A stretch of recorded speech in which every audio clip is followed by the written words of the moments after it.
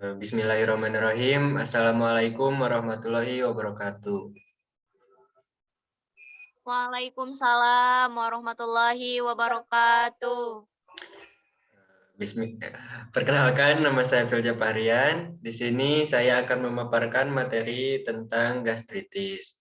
Oke, untuk mengefisienkan waktu, langsung saja saya akan memaparkan materinya.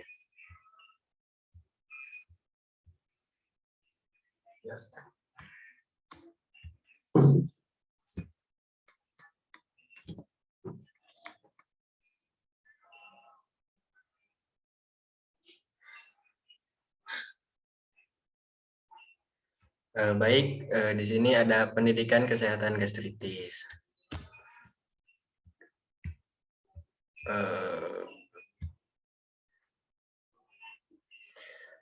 Oke, di sini ada latar belakang. Latar belakang kasus dengan gastritis merupakan salah satu jenis kasus yang umumnya diderita oleh kalangan remaja, khususnya penyakit ini meningkat pada kalangan mahasiswa. Disebabkan oleh berbagai faktor, misalnya tidak teraturnya pola makan, gaya hidup yang salah, dan meningkatnya aktivitas seperti tugas perkuliahan. Nah, sehingga mahasiswa tersebut tidak sempat untuk mengatur pola makannya dan malas untuk makan, dipaparkan oleh Fahrul 2009. Gastritis merupakan salah satu masalah kesehatan saluran pencernaan yang paling sering terjadi. Gustin 2012. Definisi gastritis. Definisi gastritis atau lebih dikenal sebagai emah berasal dari bahasa Yunani yaitu gastro yang berarti perut atau lambung dan itis yang berarti inflamasi atau peradangan. Gastritis bukan merupakan penyakit tunggal tetapi terbentuk dari beberapa kondisi yang kesemuanya itu mengakibatkan peradangan pada lambung. Biasanya, peradangan tersebut merupakan akibat dari infeksi oleh bakteri yang sama dengan bakteri yang dapat mengakibatkan borok di lambung, yaitu Helicobacter pylori. Tetapi faktor-faktor lain seperti trauma fisik dan pemakaian secara terus-menerus beberapa obat penghilang sakit dapat juga menyebabkan gastritis. Secara umum, definisi gastritis ialah inflamasi pada dinding lambung terutama pada mukosa dan submukosa lambung. Gastritis merupakan gangguan yang paling sering ditemui di klinik karena diagnosisnya hanya berdasarkan gejala klinis. Yang selanjutnya ada tanda dan gejala gastritis. Yang pertama, tanda dan gejala gastritis akut.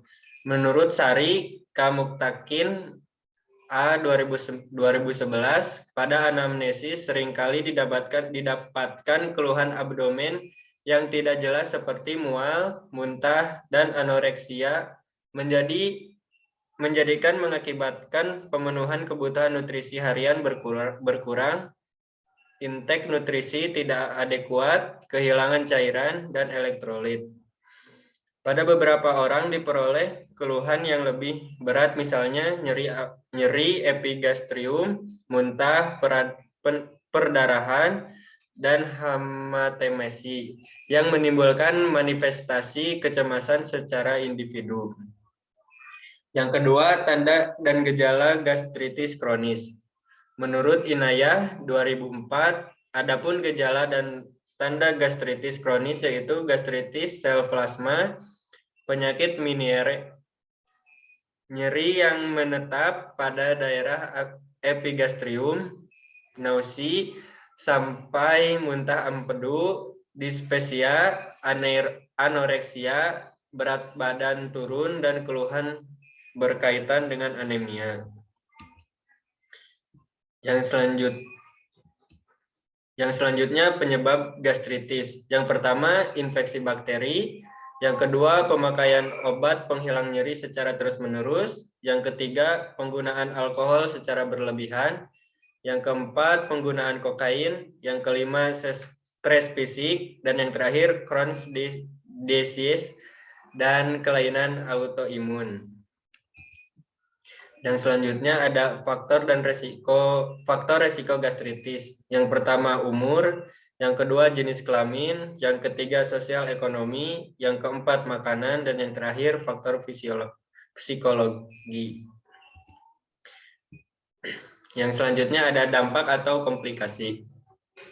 Komplikasi yang timbul pada gastritis akut yaitu pendarahan saluran cerna bagian atas berupa hemotemesis dan melana berakhir dengan shock hemoragik.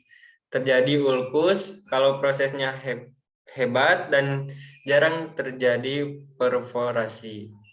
Komplikasi yang timbul gastritis kronik yaitu gangguan penyerapan vitamin B12 akibat kurang penyerapan B12 menyebabkan anemia perniciosa, penyerapan besi terganggu dan penyempitan daerah atrium pylorus. Yang selanjutnya ada pencegahan gastritis. Cara mengatasi gastritis disesuaikan dengan penyebab yang mendasarinya. Sebagai contoh, jika gastritis disebabkan oleh infeksi, maka pengobatan yang dilakukan adalah dengan memberikan obat antibiotik.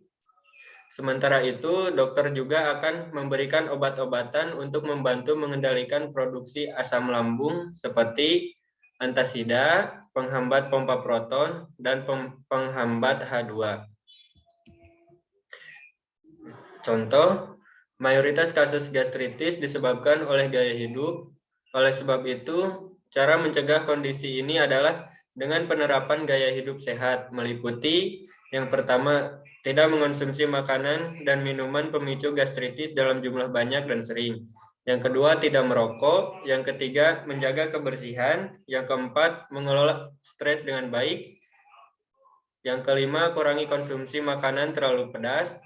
Yang keenam, makan secara teratur dengan gizi seimbang dan sehat. Yang ketujuh, kurangi minuman kopi, kafein berlebihan penyebab asam lambung. Dan yang terakhir, menghindari konsumsi makanan, minuman tidak dimasak hingga matang. Yang selanjutnya ada penata laksanaan gastritis. Penata laksanaan gastritis secara umum adalah menghilangkan faktor utama yaitu etiologinya, diet lambung dengan porsi kecil dan sering, serta obat-obatan, namun secara spesifik dapat dibedakan sebagai berikut. Gastritis akut. Yang pertama, pantang minum alkohol dan makanan sampai gejala-gejala menghilang. Ubah menjadi diet yang tidak mengiritasi. Yang kedua, jika gejala-gejala menetap, mungkin diperlukan cairan 4. Yang ketiga, jika terdapat pendarahan, mungkin pelaksanaannya serupa dengan hemoragik yang terjadi pada saluran gastrointestinal bagian atas. Yang keempat, jika gastritis terjadi akibat menelan asam kuat atau alkali, encerkan dan netralkan asam dengan antasida umum, misalnya albumin hidroksida, antagonis reseptor H2, inhibitor pompa proton, antikolinergik, dan sukraplat untuk sinoprotektor. Yang kelima, jika gastritis terjadi akibat menelan basa kuat, gunakan sari buah jeruk yang encer atau cuka yang diencerkan. Yang keenam, jika korosi parah, hindari emetik dan bilas lambung karena bahaya perfosi. Yang selanjutnya ada contoh gastritis kronis. Yang pertama, modifikasi diet, reduksi stres, dan farmakoterapi. Yang kedua, H. pylori mungkin diatasi dengan antibiotik, misal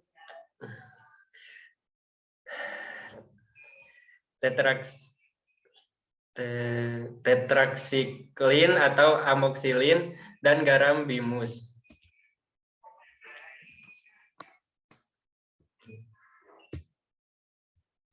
Mungkin cukup sekian pemaparan materi. Jika ada yang ingin bertanya, silakan ditanyakan. Jikalau tidak ada, tidak apa-apa. Mungkin cukup sekian. Terima kasih. Wassalamualaikum warahmatullahi wabarakatuh. Waalaikumsalam warahmatullahi wabarakatuh.